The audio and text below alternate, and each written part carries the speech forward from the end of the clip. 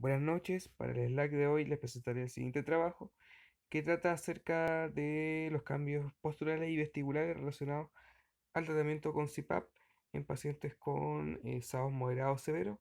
Un estudio longitudinal de 12 meses, es un estudio realizado por un grupo italiano. Entonces, el objetivo de este estudio es evaluar si la ganancia del BOR, los parámetros de la postrografía y los resultados clínicos asociados puede mejorar con tratamiento con CPAP a 12 meses en pacientes con SAOS, tomando en consideración de que hay un cierto grado de difusión vestibular identificado en estos pacientes. Entonces, los pacientes con SAOS tienen episodios recurrentes de obstrucción del tracto respiratorio superior, causando hipoxia y un sueño fragmentado, que se ha visto que tiene efecto a nivel neurocognitivo. Es más, la fragmentación y la deprivación del sueño son mecanismos que determinan deterioro cognitivo, alteraciones de memoria, alteraciones de la función ejecutiva y también alteraciones del balance y el equilibrio. El balance entonces típicamente es controlado por tres pilares: vestibulares, visuales y propioceptivos, que se integran a nivel de tronco cerebro y de cerebelo y que hacen posible mantener el centro de gravedad. Y en episodios, en modelos de privación de sueño, se ha visto que el sistema vestibular está principalmente afectado por un incremento en la longitud del periodo de vigilia. Y es más, la deprivación del sueño en humanos puede provocar una alteración de la corteza parietal posterior, que es fundamental en el procesamiento de las señales vestibulares relacionadas a la representación del espacio y controlan el bol. Y también pueden llevar a una alteración de la interacción multisensorial del sistema de control postural. Y se ha visto entonces que hay una hipótesis que sugiere que hay una alteración del BOR relacionado a una hipoxia a nivel de tronco cerebro y a nivel cortical, que lleva un deterioro de las vías de vestibulares y al proceso de integración sensorial.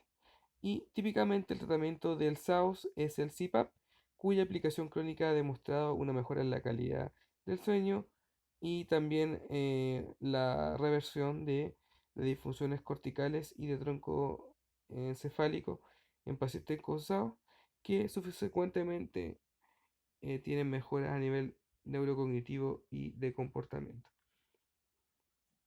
Entonces este estudio tiene como objetivo evaluar la ganancia del BOR, los parámetros de postrografía y los resultados clínicos asociados en un grupo de pacientes que recibe CPAP por al menos 12 meses, pacientes con SAOS moderado a severo.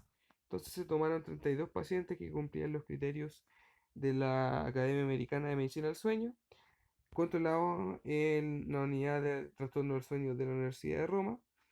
Se descartaron alteraciones, enfermedades malignas en el fondo, trauma craneoencefálico, alteraciones metabólicas cardiovasculares, endocrinas, infecciosas, neurológicas y neuropsiquiátricas. A los pacientes se le hizo minimental ya y resonancia magnética, y finalmente se descartaron pacientes embarazadas y con lactancia. Se me dieron una serie de criterios de medicina del sueño, incluyéndose el índice de apnea y hipopnea, y una serie de parámetros relacionados con la saturación de oxígeno. Y además los pacientes debían cumplir los siguientes criterios: completar un año de tratamiento con CPAP, una buena herencia que se definía como uso de más de 4 horas por noche, por al menos 5 noches por semana, y con una eficacia comprobada con un índice de apnea y hipopnea menor a 5 por hora, que se obtenía a través del software del CPAP. Y se hizo una evaluación tanto una semana antes como una semana después de completar el periodo de 12 meses de tratamiento, con una evaluación a nivel del medicina del sueño y también una evaluación otoneurológica que incluía un BEGIT para evaluar la ganancia del BOR, ¿ya? Postrografía estática que se hizo sobre una plataforma estandarizada, paciente de pie, registro de 60 segundos para cada test, que incluía em, un registro con ojos abiertos y ojos cerrados, tanto en superficie rígida como en superficie inestable. Se midieron parámetros clásicos, fue la longitud o el periodo, la longitud, el tiempo del registro en cada situación. Se hizo una evaluación en el fondo del el área de balance, y también se hizo un análisis espectral a través de una transformación rápida de Fourier, que evaluó las oscilaciones y las dividió en oscilaciones de frecuencia baja, frecuencia media y frecuencia alta. También se hizo un análisis del DHI, ¿ya? Y un análisis de la escala Epworth. El análisis estadístico se aplicaron eh, test para evaluar la distribución gaussiana, test para comparar entre sujetos pre y post a través de ANOVA.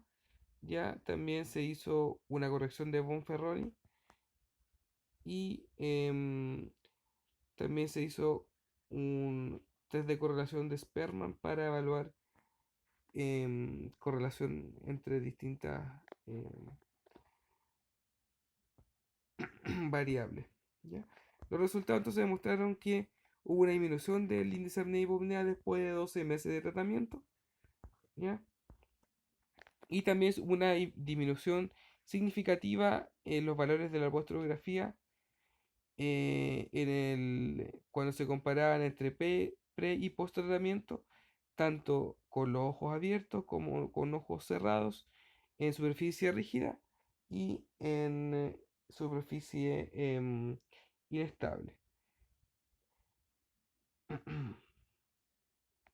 Y al hacer el análisis de frecuencias, entonces, hubo una reducción significativa en el rango de las frecuencias bajas, en el eje I, ya tanto con superficie rígida como con superficie inestable,